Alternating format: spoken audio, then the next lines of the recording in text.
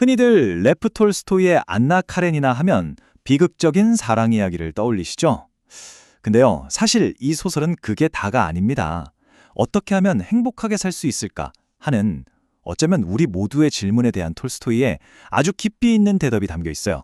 자, 지금부터 그 비밀을 한번 파헤쳐 볼까요? 모든 행복한 가정은 서로 닮았지만 불행한 가정은 저마다의 이유로 불행하다. 아마 한 번쯤은 들어보셨을 거예요. 소설이 바로 이 정말 유명한 문장으로 시작하거든요. 이 한 문장이야말로 오늘 우리가 파고들 행복에 대한 모든 질문의 출발점이라고 할 수 있습니다. 자, 그렇다면 도대체 행복의 비밀이라는 게 뭘까요? 톨스토이는 이 질문에 답하기 위해서 아주 영리한 방법을 씁니다. 바로 서로 완전히 정반대의 길을 걷는 두 인물의 삶을 우리 눈앞에 딱 펼쳐놓는 거죠. 자, 우리도 그들의 선택을 한번 따라가 볼까요? 먼저 첫 번째 길입니다. 바로 열정의 대가에 대한 이야기인데요. 주인공은 바로 그 매혹적이면서도 비극적인 인물, 안나 카레니나입니다. 안나가 어떤 사람이냐면요. 사람이라고는 없는 결혼 생활을 하면서 상트페테르부르크 사교계의 중심에 서 있는 그런 인물이에요. 그녀가 사는 세계는 오직 겉으로 보이는 게 전부였죠. 겉보기엔 모두가 부러워하지만 속은 텅 비어버린, 뭐랄까 딱 화려한 세장 속의 삶이었던 겁니다.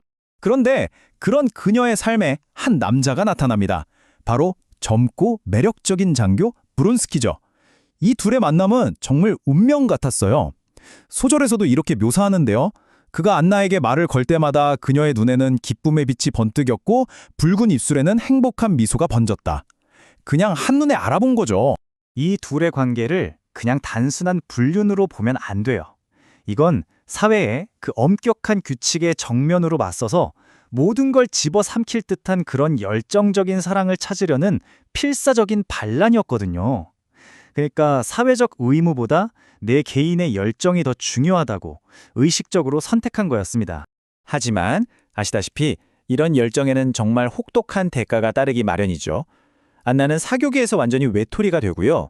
목숨보다 사랑하는 아들과도 강제로 헤어져야만 했어요.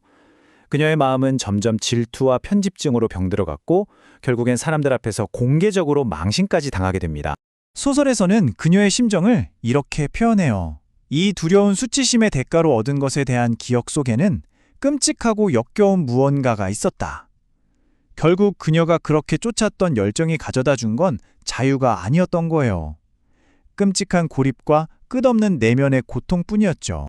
결국 이렇게 오직 열정 하나에만 기댄 사랑은 그 희생의 무게를 이기지 못하고 와르르 무너지기 시작합니다. 화려한 무도회장에서 빛나던 그녀의 이야기는 결국 차가운 기차역에서 끔찍한 비극으로 막을 내리고 말죠. 자, 그런데 톨스토이는 안나의 이 뜨거운 열정 이야기만 하는 게 아니에요. 여기서 완전히 반대되는 또 다른 삶의 길을 우리에게 보여줍니다. 바로 의미를 찾아 헤매는 남자, 레빈의 이야기입니다. 콘스탄틴 레빈이라는 이 인물은요, 정말 여러 면에서 안나와 정반대예요. 안나가 도시의 화려한 사교계의 사람이었다면 레빈은 그런 피상적인 삶을 거부하고 시골로 내려가 진정성을 찾는 철학적인 지주죠. 안나가 개인적인 행복과 열정을 쫓았다면 레빈은 삶의 목적과 어떤 도덕적인 기준 같은 걸 찾아 끊임없이 고민합니다. 레빈의 여정은요, 끝없는 질문으로 시작돼요. 사회는 왜 이렇지? 사랑은 뭘까? 나는 왜 존재하지? 모든 걸 의심하죠. 하지만 그는 머리로만 생각하는 게 아니라 직접 들판에 나가 농부들과 함께 땀 흘리면서 노동의 기쁨을 배우고요. 또 결혼하고 아이를 키우는 그 현실적인 어려움 속에서 깊은 보람을 느껴요. 그리고 마침내 깨닫게 됩니다. 아, 진짜 행복은 나라는 틀을 넘어서서 내 가족, 내 이웃, 그리고 어떤 신념을 위해 살아갈 때 찾아오는 거구나 하는 이 단순하면서도 심오한 진리를요. 소설에서 가장 상징적인 장면 중 하나가 바로 이 풀베기 장면인데요. 레빈에게 진짜 행복은 안나처럼 화려한 로맨스가 아니었던 거예요. 바로 이 땅과 하나가 되는 육체노동, 그 안에서 그는 내 생에 결코 맛보지 못했던 기쁨을 느꼈다고 고백하거든요. 그러니까 보세요. 안나가 오직 열정 하나만 보게 달려갔다면 레빈의 여정은 좀 느리고 어렵긴 해도 결국엔 성취감을 주는 과정이었던 거죠. 그의 행복은 그렇게 가족과 일, 그리고 공동체에 헌신하면서 차곡차곡 쌓아 올린 것이었습니다. 톨스토이는 바로 이렇게 너무나 다른 두 종류의 사랑과 두 운명을 나란히 우리 앞에 놓는 겁니다. 그리고 이걸 통해서 우리에게 묻는 거죠. 자, 당신의 생각하기에 무엇이 진정한 행복으로 가는 길입니까? 이 표를 보면 정말 한눈에 들어오죠? 이 둘의 길은 모든 면에서 극명하게 갈려요. 안나는 도시에서 파괴적인 열정으로 개인의 행복만을 쫓았죠.